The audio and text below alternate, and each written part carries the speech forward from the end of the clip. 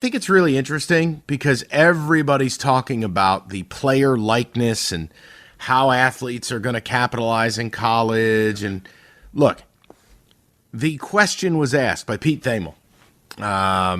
How much would Zion Williamson and Trevor Lawrence and other stars make under these new rules? And I thought the numbers were not surprising, to be quite honest. Now, mind you, we have to understand what we're talking about.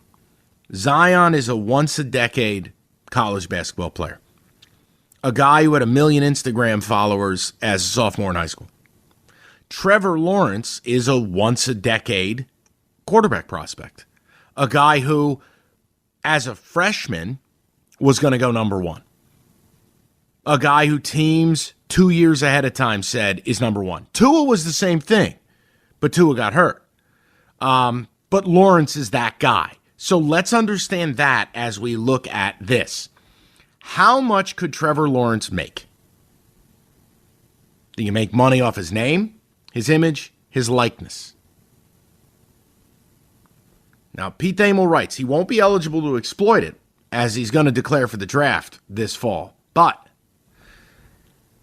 I think you're talking at a minimum $500,000, but closer to $1 million, said Zach Soskin.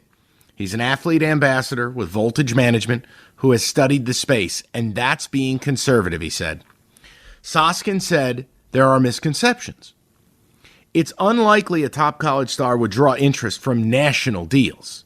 And of course, there'd be exceptions for a guy like Trevor Lawrence, but for the most part, Soskin sees college athletes getting things like trading cards, autograph deals, memorabilia deals. Also, things like local car dealerships, restaurants, sure, regional stuff. Think about how it plays in the South. I mean, a guy like Tua easily is doing an Alabama-based chain of car dealerships, no?